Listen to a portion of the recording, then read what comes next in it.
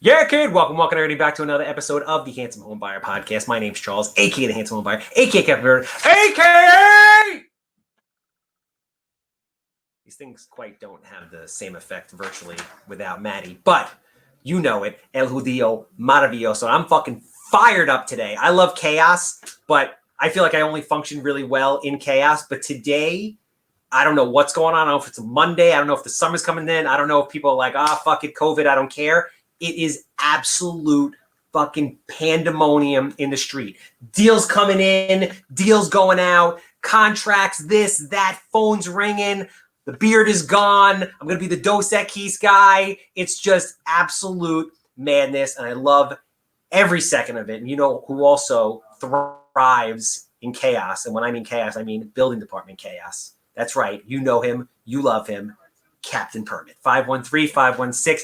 Wait, no, strike that. 516-513-8838. If you need plans, you need permits. If you need anything permit related, he's the guy to go to. Coast to coast, the build departments are getting tougher and tougher every single day. You think it would get easier that they're going digital, but no, it's getting even harder. Less people to speak to.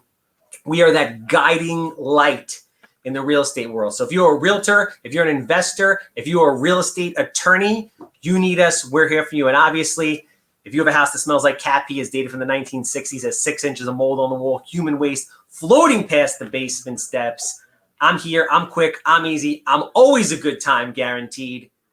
I want to buy it. 516-777 sold. All right. Today's guest is proof of a number of different things. But the first thing in regards to my connection with him, he's the man that is ushering me into the borough that I have never experienced, which is Queens. I've done Brooklyn, I've done Bronx, I've done all of Long Island, dabbled with some Manhattan stuff. But now he and I together, side by side, in front of all of social media, are charging into Queens, and we're fucking taking over. So this gentleman, I met him. So we talk about building a personal brand. Today I dropped the vlog. Any of you guys out there should definitely check that out on how to build a personal brand on the cheap. And about a year and a half ago, when I started down that journey with Matt, our visual, it was kind of like a leap of faith. Most of the stuff I do is more of like a leap of faith. I feel it, I rock, I roll, we do it, and we're here for the ride. So it's hard to quantify a personal brand. But today's guest, the way we met through social media content and things like that, and you know what he's gotten out of the relationship and what I've gotten out of the relationship, and now that you know we're friends and doing business together going forward, I'm really excited of all the things that we will do in the future. But this is proof at how you have to be out there selflessly giving to people so they can see what you're doing, so you can collaborate, to ultimately you can meet, and you never know what happens, whether it's business, whether it's marriage, whether it's children, whether it's whatever. Get out there, build a personal brand, check out the vlog video today. So I'm going to run down the stats. This gentleman is very, very impressive. Only 30 years old, great head of hair, only been in the business for 2.5 years, and already he's one of the top agents at Exit Massapequa. Been in the business 2.5 years. Like I said, he's top 1% of agents on Long Island. I looked him up. I verified this. This is 100% fact. Just won the top 20 under 40 this year. He's also a loan officer assistant, which is very cool because I'm always education. With somebody like him, if he's repping you as a buyer, he's repping you as a seller, he's going to be able to vet the deals in a way that 99.9% of agents are not going to be able to, because he has that mortgage background. Just passed his brokerage exam. Mazel tov, sir. He's now an associate broker, rated best on Zillow in 2019, and a gold winner for Exit International. My man, my new friend, a great supporter of the LLS, and we love him for that, Josh Handler, Exit Massapequa Park. What's going on? Bam! Bro, the hair's looking sharp today. I was going to tell you before we were connecting, but you're looking good, man. You know what? I figured it was either rock the fedora and be Fedora Brothers, or just rock hair and go total opposite. And it worked out because we didn't connect on that. Because if you would have had the fedora and I didn't have the fedora, it just would have been unbalanced. I would have to take it off. And then I would have to run downstairs and do my hair. So and it would have thrown off the whole rhythm. So it's good. We're in sync, you and I, bro. We're in sync, you and I. So I want to delve into this. It was really awesome to meet you. Again, I appreciate all the support with LLS and you checking that out. And you, for those of you who are out there, Josh won the 1 hour coaching call, which all the proceeds went to LLS, which is a very cool experience that we did earlier in the year. And we hadn't connected before that. You were telling me you saw me on social media, and then we connected, and now we're doing a bunch of stuff together, which is really exciting. But you basically, rose to stardom out of nowhere, my man. Like 2.5 years in the industry is nothing. For you to be putting up the numbers that you are and doing the volume that you are is massively impressive. And I've thrown your name around a little since we've met over the last few weeks, and people are like, yo, that kid's on fire. Like he's, getting it done, doing it. So I guess I want to kind of take it back. Seems you got into real estate about 26, 27. Where'd you grow up? What'd you do before real estate? And then ultimately what led you into start a real estate career? Yeah, so prior, I grew up in Levittown, went to MacArthur High School, graduated in 07, ended up moving to Babylon, bought my house in Babylon 3 years ago. I used to be in the restaurant business, so totally separate from real estate. Was partners in 2 restaurants in Massapequa. I decided I was tired of working 80 hours a week, but I don't mind the 80 hours. It was the 80 hours a week, and you had a cap at how much you could make. So I wanted to be able to be your own boss, even though I already technically was, but be able to, if I want to work as hard as I want to work, I can get rewarded for every dollar or every client that I help. Like, I really wanted to grow myself, and I felt I was a little tapped out on the restaurant side. I can only go so far. So I decided I was working real estate and restaurant business at the same time. So I basically was doing 2 full-time jobs in one, and literally didn't sleep. Basically would do real estate at the restaurant, taking calls in the bathroom. So like I didn't look unprofessional. Meanwhile, it's echoing in the bathroom. They're like, "Are you in the bathroom?" I'm like, no, it's everything's fine. And I got to the point where I was so busy, I had to either decide, do I stick with the real estate or do I make the jump and stay with the restaurants? I had to pick one or the other, and ended up deciding real estate was the way to go for me, and decided let's just take a leap of faith. I had confidence that I could do it, and ended up hitting the ground running and never looked back, basically. Nah, that's awesome, man. I mean, a couple of things I want to touch on what you said, which I think is really important. You got a lot of these gurus out there who are telling people, hey, listen, you found your passion. That's great. Quit your job, just say, fuck it, whatever you have to do, and then just go balls in to whatever it is that you love. I'm really of the opinion of exactly what you did, which I'm of the opinion of transitioning relatively smoothly from one thing to another. But I mean, you're proof. It's not easy. It's hard work. I mean, you were probably working 120 hours a week. Yeah, people were complaining they were working, one full-time job, working 40 hours a week. I was probably doing 80 hours at a restaurant and then another 60 hours doing real estate. It was restaurant, real estate, restaurant, back and forth. It was chaos. So, I mean, obviously you're a hustler. You're a guy who likes to work. You like to get out there. You like to get it done. Like you're a 24/7 guy, which I respect because I'm the same way. Where do you think, we're going psychologically deep here. We're going childhood right now. Right. Where do you think that drive and determination comes from? I'm always really curious to see where it comes from with people. You know what? My dad always had multiple jobs. And he always did whatever he could to make sure we were happy. If we wanted something, he made sure he can afford it somehow. If he couldn't afford it, he would find a way go pick up another job somewhere part time to get whatever we wanted. So when I was a kid, I remember that, and I don't have kids right now, but when I do, my mindset was I don't want to struggle. I don't want to have to run around and have multiple jobs to be able to support our family or be able to go on that once a year vacation or, etc. Where I was like, you know what, I'm just going to bust my ass right now, hopefully be set up in the future to where I'm not running around from job to job or stressing, they want to go to Adventureland today and I can't take them because that's going to be at $300 a day. So I really just said, let's just pedal to the metal now. In the restaurant business, I missed every holiday, all my friends, all my stuff. I always missed everything because I was always working holidays, working 80 hours a week. Whenever there was events on the weekend, I was working. So to me, it wasn't a big transition from working 80 hours in real estate or 80 hours in the restaurant business. I was missing everything anyway. So I got used to it. So I'm just put my head down and just worked. And I didn't mind missing the friend's barbecue. Well, with all due respect, also, you did have a little bit of an advantage in the fact that you're Jewish. Correct. And that's, I mean, we do have mothballs. I mean, that's, yes, I'm trying to yes, we've been touched. We've been flattered. So let me ask you. So I guess I want to transition to this because I think this is a very interesting topic, and I think most people struggle with this, which is not to delve. You're obviously married, not to delve into your relationship. However, a lot of people struggle with work-life balance, right? 100%. As somebody who is working 120 hours a week to a full and a half-time job plus another full-time job when you're in the restaurant business, because the restaurant business is not a full-time job, bro. It's a fucking, it's a life. It's your life. It's crazy. And then doing that, how did you balance that?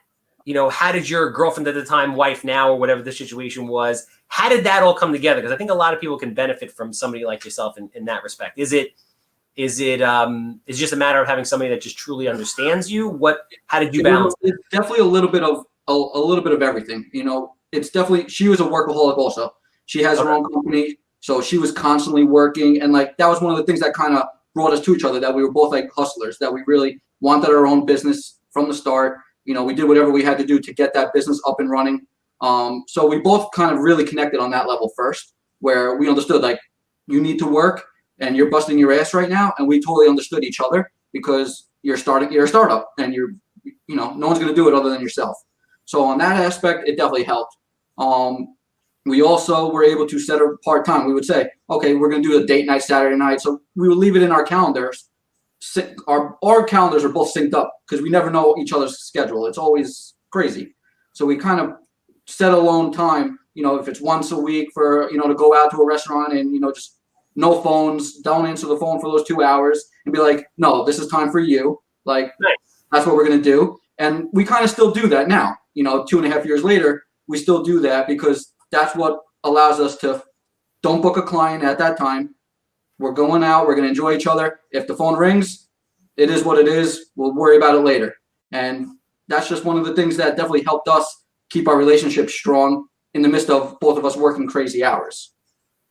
No, that's smart. That makes sense. I think a lot of the people that I know that are like hyper successful in the business and appear to have really good relationships, whether it's a girlfriend or a wife, is they schedule, like every minute of their day might be scheduled, but time for their kids, your girlfriend, their wife, whatever, is scheduled as well. So it's a very interesting way to do it. I think it's a smart way to do it. So it was definitely interesting to do that because we never really had to in the past. We kind of just like filled it in where we could, and then you would go a week. We're like, wow, we didn't even do anything this week together. Like I saw you like when I went to bed, and I saw you when I woke up. Like, and I was like, and that was it. So we're like, all right, let's try to fix this, and I'll see you maybe once or twice during the day or at nighttime before we actually go to sleep. It was like the only time we saw each other was waking up or going to bed. We're like, yeah, this probably won't be the best for long.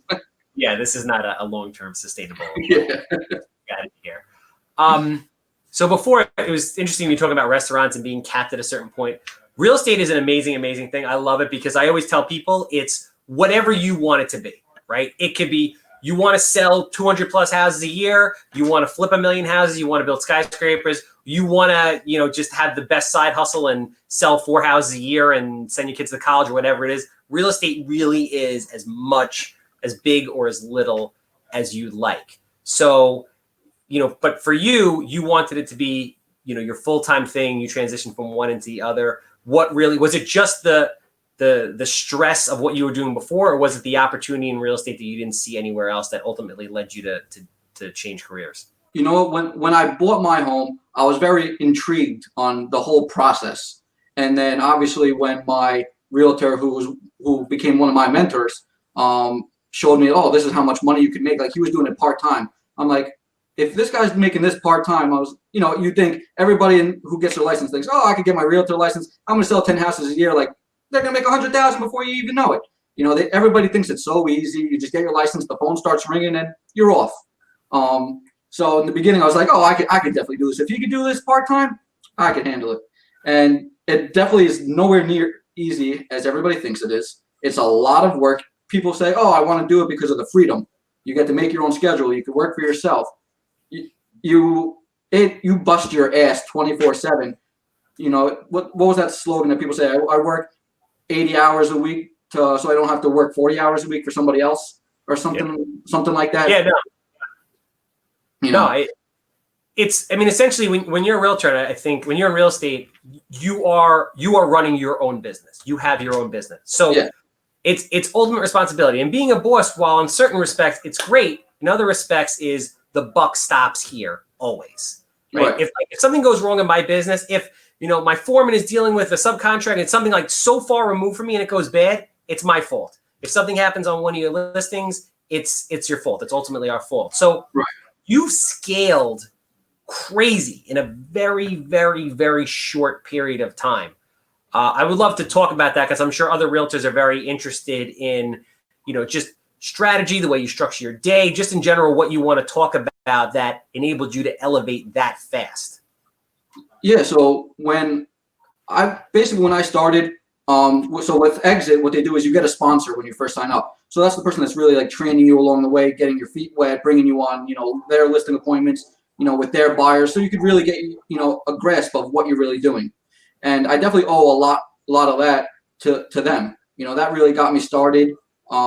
Really gave me the opportunity to go out there, do open houses for them, be able to get new clients as buyers. That was definitely helpful.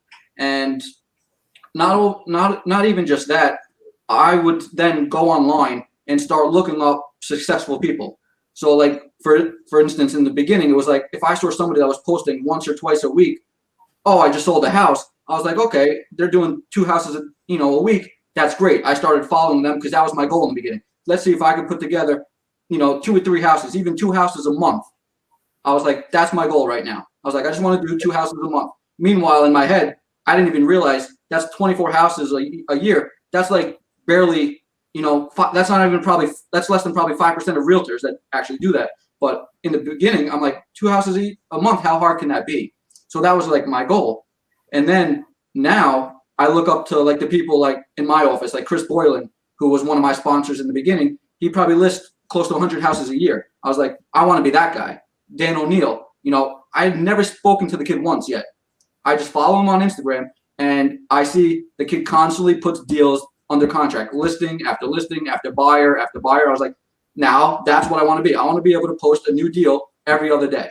I was like, so now that's like my hustle. I want to be that guy, so shout out after shout out, but they deserve it. They are straight hustlers and they're out there doing their thing.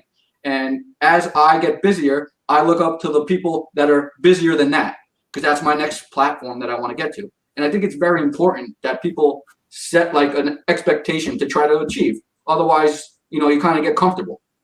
Yeah, and this is why collaboration and seeing what other people are doing is so important. Like I always say, like we're not in competition with each other, but we all need somebody to chase. Like I never want to be, number one in the sense that when you feel that you're at the top, you get lazy, you get complacent, and there's no more challenge and no more drive. Once you've earned a certain amount of money or gotten to a certain level in your business, it's not about making money to survive anymore. You're not going to starve. You have achieved a certain level of success where you're good. But if you always need that fix and you always want to be pushing the envelope, you need somebody to chase in some respect or some new adventure. 100%. Agreed. So, I mean, that's why it's so important. That's why social media is such an amazing thing. There's a lot of people out there that think, oh, I'm not going to share this with this guy. I'm not going to share this with that girl because they're my competition. It doesn't work that way. We all help each other and we all fire each other up.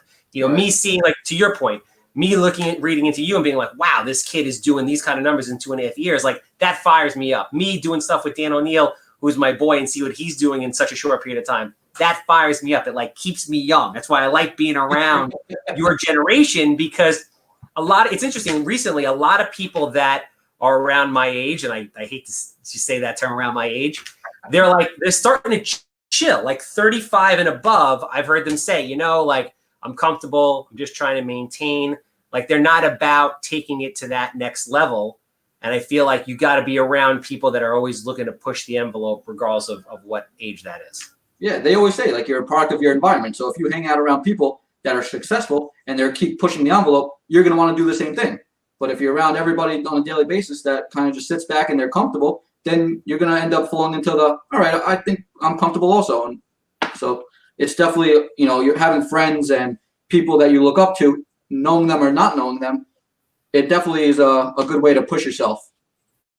How important do you think the restaurant business was in your development with dealing with people. Because I notice a lot of the most successful people in life aren't necessarily the most book smart, intelligent people. However, they do have excellent social skills. So, I would argue that probably that your experience in the restaurant business really kind of like paved the way for you to be successful in the real estate business. Absolutely. I think I would take street smarts over book smarts any day.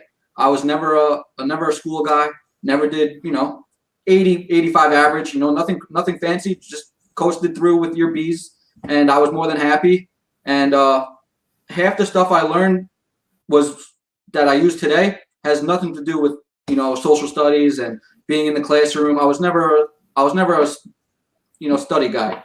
And I definitely believe that learning along the way, and the restaurants have helped me dramatically. I could talk to anybody, anytime, anywhere about pretty much anything.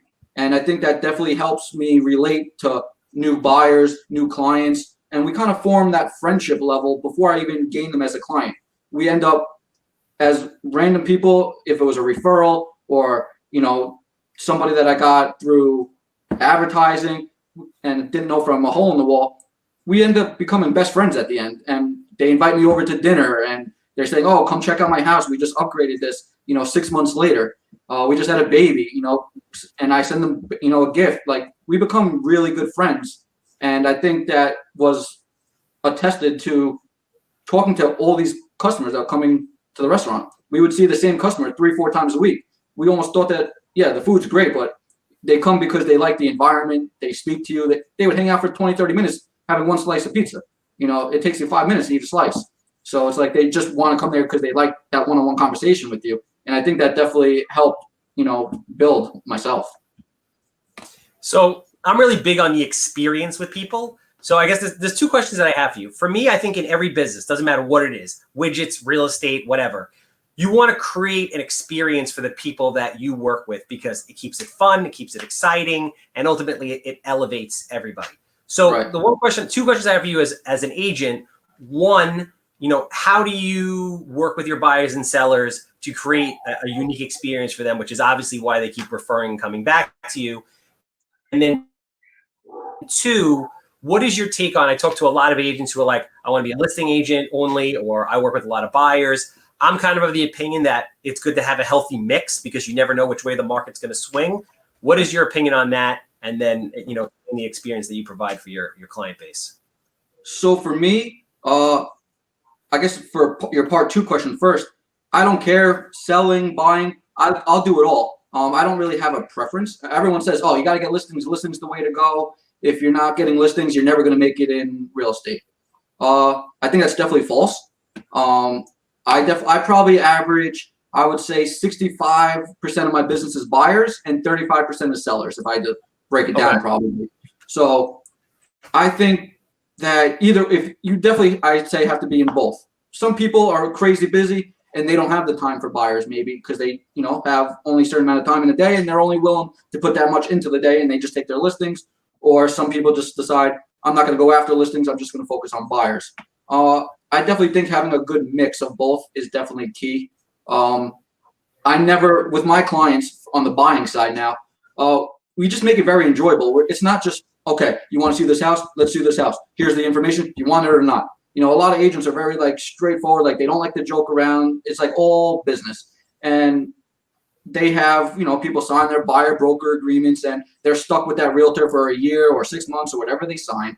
And I feel like a lot of those clients, if they're not happy with their agent, they just become miserable because they think they're locked into a contract and they can't leave this person. I want them to work with me because they see my value. They see my work ethic. They see, oh, I could talk to this kid 8 o'clock in the morning. I could talk to him at 11 o'clock at night. It doesn't matter when I want. I could have the most basic question and they send me a text message at 11 o'clock. Hey, if it's too late, you could hit me up in the morning. I still respond to them that night. And I think just something as simple as being available, even if it's for a quick second, it makes, a big difference. A lot of agents work 9 to 5 and they won't answer the phone after 5 o'clock. Call me tomorrow. I want every agent, every client to want to work with me for me. So I never have any buyer sign that contract saying you're stuck with me. Never signing a buy broker in my entire life. And I think I lost maybe 2 clients total that ended up going elsewhere for whatever reason, if it was to think to get a better deal, or if they just found somebody else that they wanted to work with. No idea, but they stay with me because they just see my value. They see my work ethic, and they just see that, okay, let's follow through with this. I've never had someone sign a buyer broker agreement ever. Really? That's interesting. That's very interesting, actually. Yeah. What I want to talk a little bit about the education, because I wasn't a great student. I hear you weren't a great student, but it obviously seems like you value education and what's going on, and always getting better. You went and got your brokerage license, right? You went and studied, right. Passed the test. You got into mortgages, which I thought was very interesting. I'm curious, and obviously that is very, very helpful. I myself, I want to go get my appraiser license now, just to have it, because I always want to be learning something new. You never know. And I always say to agents, I tell every agent out there, no agent has listened to me yet, but I'm still hopeful. I think every agent should go and get their appraiser license, because it just puts you on another level when you walk into a listing appointment. If you have 4 agents walk in and everyone's like, I'm the best, I'm the best, I'm the best, and they don't know any of you guys, if someone's like, well, I'm an appraiser, bang, it's just another thing that you can do. So talk to me about how you got into mortgages, and then how ultimately that's helped you in your real estate career, because I see that as invaluable. Yeah, I mean, so one of my best friends, Sal Rizzolo, he was doing mortgages. He has he's a loan originator, as well as he had his full realtor license as well.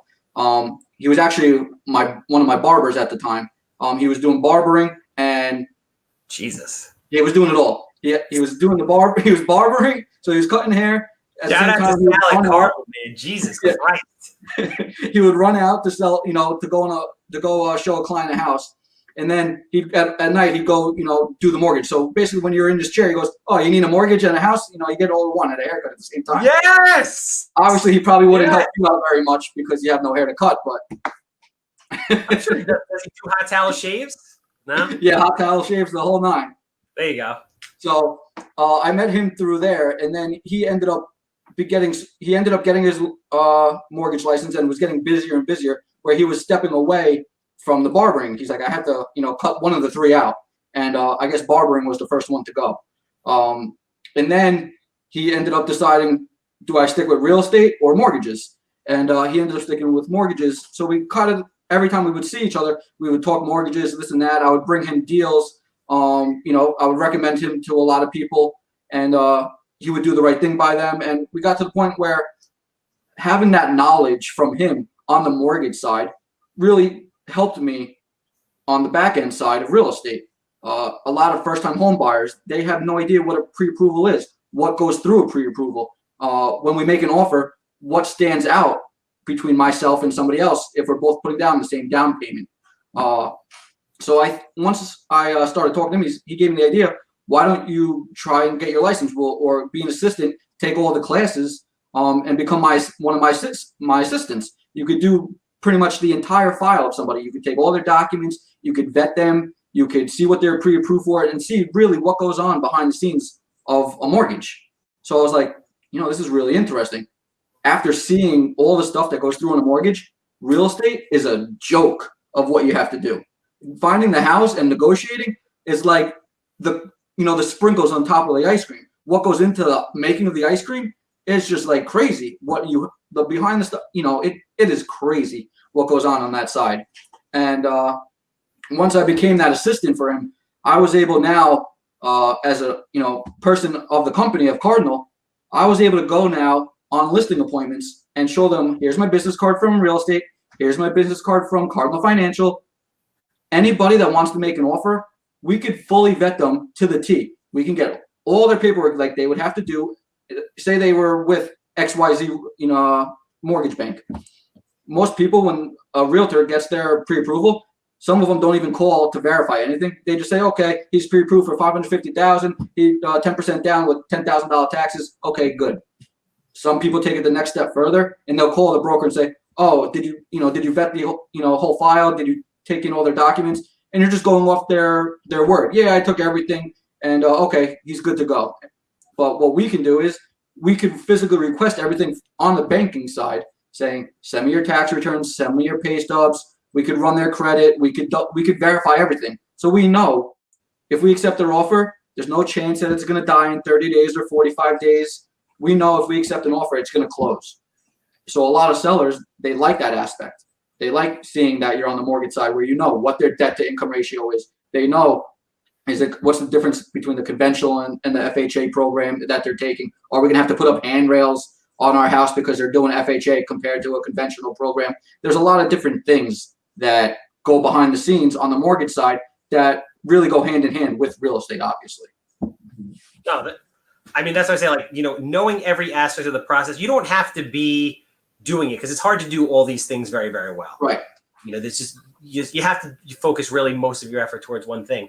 But I think you should have a high level understanding of every aspect of real estate because it just makes you better at who you are. Like Sal understanding the nuts and bolts of being a realtor, being a business person helps him be a better mortgage broker.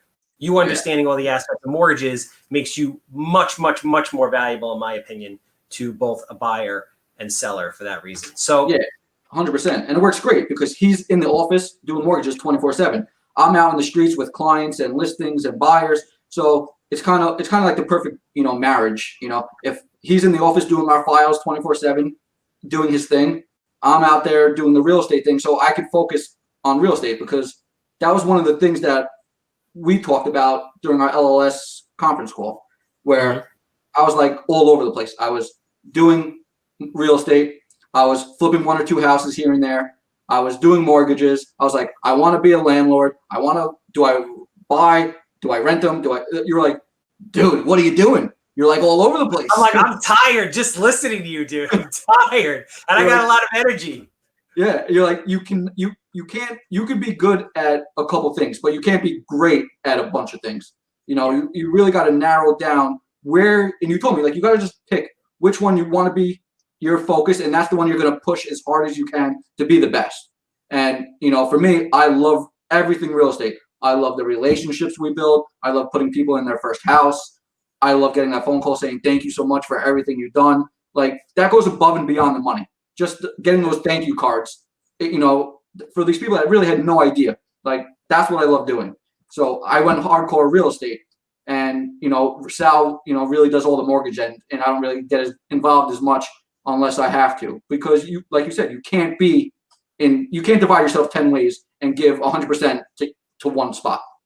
Yeah. But then you and Sal, like, it's all about your network. You guys have a good friendship, a good partnership. Right. You feed off each other. He refers you business. You refer him business. It's all good. Like, we all need each other in order to make sure that these things without a doubt and elevate. So I want to talk about the market right now, bro. The market is just fucking absolutely insane. And people are like, I don't know how much longer it's going to go. I have my own theories about it, which I talked about or happy to talk about. But I want to get your feedback of what you're seeing on the street from the mortgage perspective, from the realtor perspective, why you feel the market is the way it is, and ultimately where you see the market going in the next 6 to 24 months.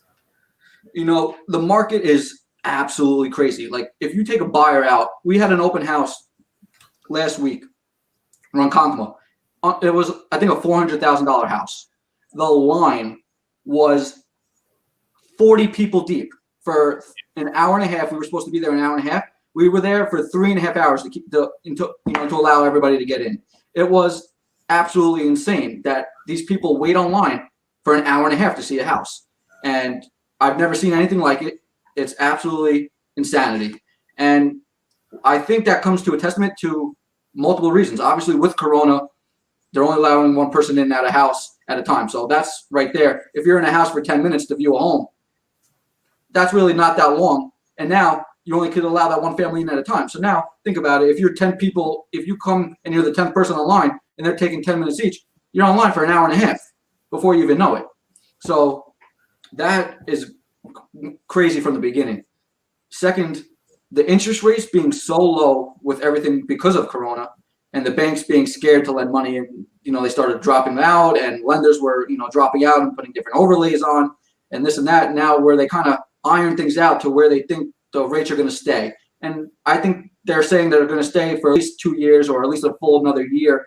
So yeah. I think for the mortgage end, buyers are very happy. Rates are all-time low. People are refinancing their homes left and right, and buyers are loving it. They can get a rate in the low 3s, excellent credit. You're getting high 2s. how do you go wrong when you're financing something, and for buyer wise, it's a home run. For sellers, so many people are not selling their homes anymore. Either they're furloughed or they lost their job, and that stopped them from getting qualified from going to sell their house to they had that $500,000 first time house, and they were thinking about taking that jump to the 700, 800K house. Now they lost their job, or they're not unsure of the market. They're not sure what they want to do. They're not selling their house now. So now you're cutting the inventory in half. So less people are selling their houses. So now any house that's on the market is getting quadruple the amount of interest because of the market not having as much inventory as possible. So sellers are really pushing the envelope, we're seeing, of trying to get that top, extra top dollar for their home. And the market's calling for it. And it's, crazy for the seller. They're getting more than they could imagine. People are calling us and saying, what do you think I can get for my house? We talked to them last month. We said, probably around 550. And then they call us now. We're like, you could probably get 575. They're like, in a month, we could probably get an extra 25 grand. We're like, yeah. And everybody's they're worried. Oh, is it going to appraise? Is their next question. Is their house going to appraise?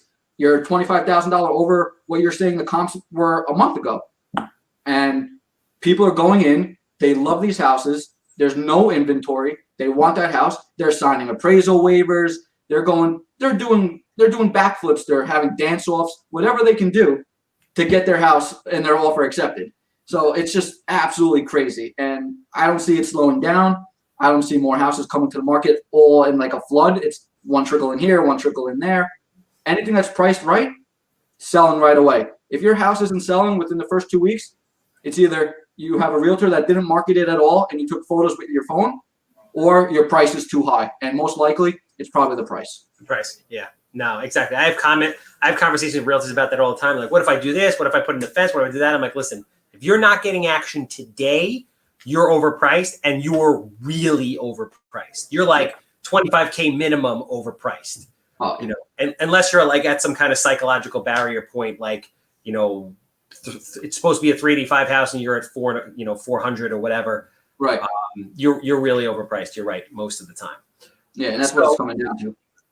I want to wind down with this. I'm curious to know, again, you've done a lot in a very, very short period of time. So the first question for me is, talk to me about what you've done via, social media marketing, et cetera, things like that to generate the volume that you're doing.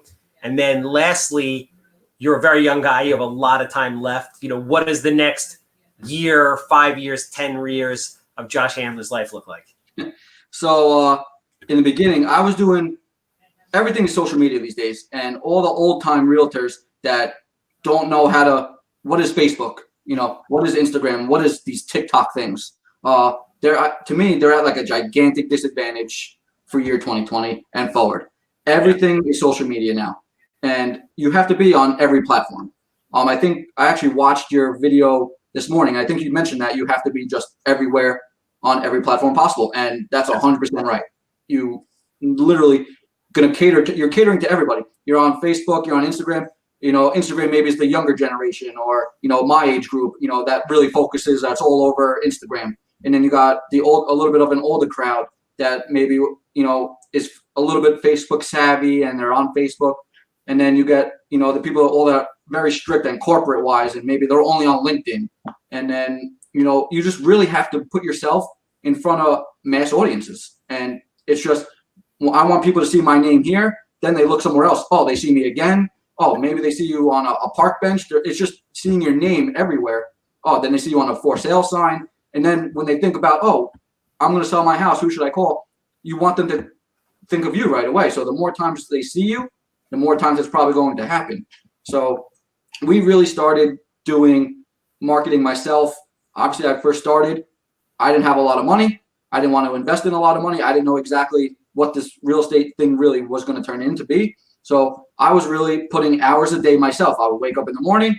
I would log into Stratus. I would look on MLS, what deals expired. I had a whole printout paper that I would, print out, sign my name. So so it was me that, looked it up. I'd stuff it with an envelope of things that I can offer you, and I would mail it out to your house, and trying to get, a listing appointment that way. I still do that today. I break out an hour a day to go through certain targeted areas that, I focus in on, and I print out things of every expired house, and I send them a folder about myself and things that my team offers, and I mail it out to them. Simple, things like that. People don't want to put in any time and spend $1 on postage. Send it out, and if you get something 2 years from now, it's still going to pay off all the work that you did for those 2 years. On top of Instagram and Facebook, I post every single day, minimum once a day. Instagram, Facebook stories, Instagram stories, like, you have to be everywhere. And now I got to the point where I want to take some of the money that we're making and we reinvest in ourselves. So I started hiring a promotional company that handles a lot of, I wanted okay, my posts look good. They look okay. They get your job done in the beginning. Now I want to take it to the next level. How do I get to the next level? I hired a company that, just like you have, Mad Visual. You get your, your videos and your clips and your podcast, which I'm just starting to do now. Actually, you're my first one that I've been on. So nice. This will be the first going forward, but it's just another alleyway to keep your name out there. And being able to have different aspects of advertising, it really makes sense. People don't like to spend money, and they're scared to invest in yourself. Like, if you're not going to invest in yourself, what are you doing? You're building a brand. Brian Karp, never met the guy once in my entire life, has his face all over his car.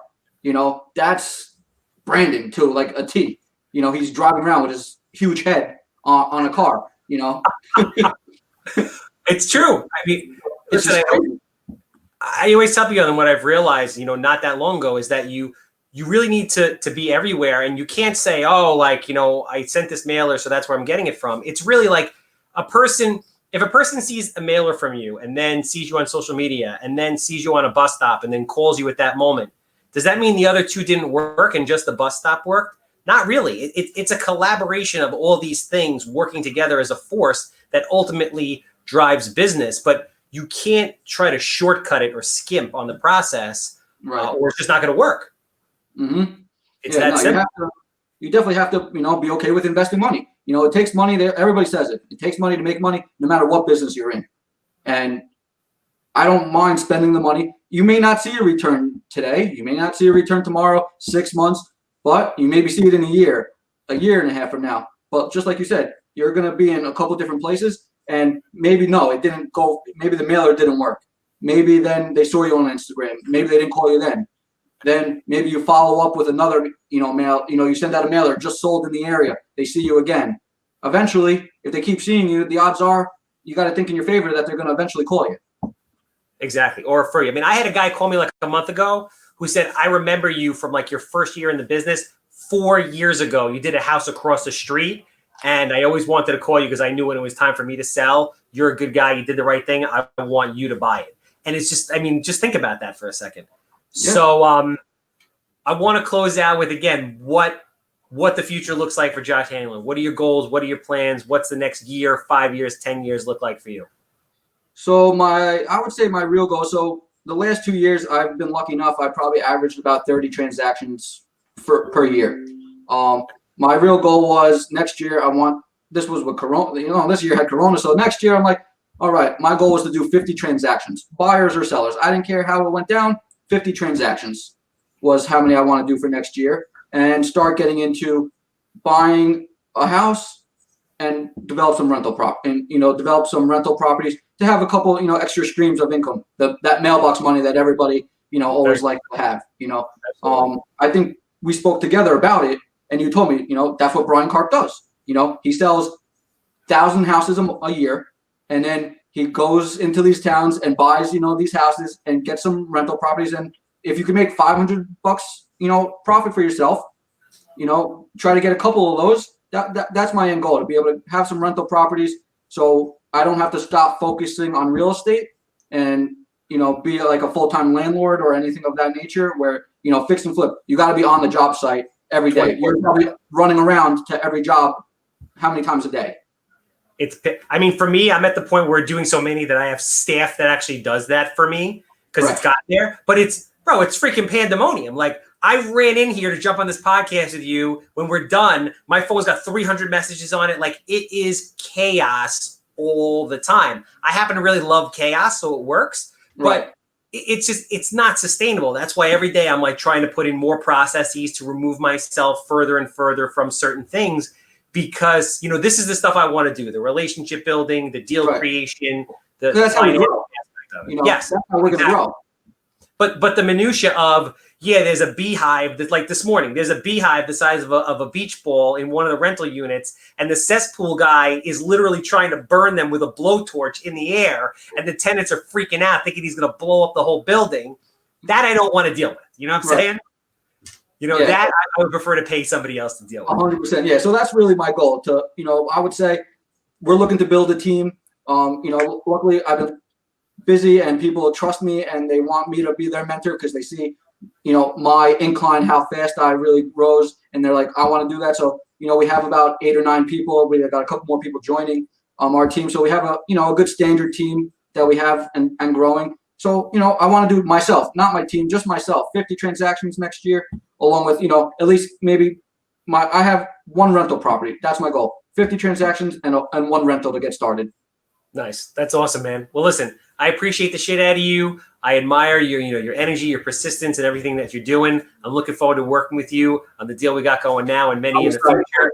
It's going to be a freaking dope ass ride. It's going to be a good time. For people that, again, you are an inspiration to other people. People see what you're doing. They want to aspire to be on the level that you are. How do they follow you? How do they, get in touch with you? If someone's looking to sell a house, buy a house, how do they get in touch with you? So easiest way, my cell phone, call me, text me. It's always on, 516-732-6398. If you want to check me out on Zillow, you can just type in Josh Handler. You can see all our reviews, all the houses and things that we've sold. You can check me out on Instagram, Josh Handler _realty. All of it's there, right out in the open. Awesome.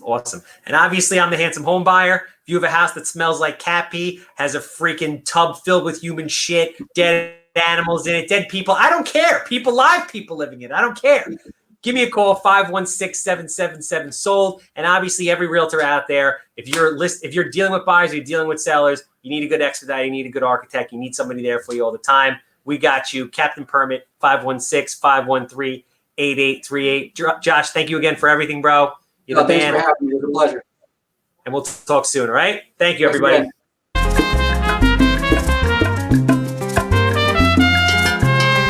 Orgulloso estoy de mi herencia judía. Benjamín Ben Shlomo, cuando me llaman a la torre, así me llamo yo.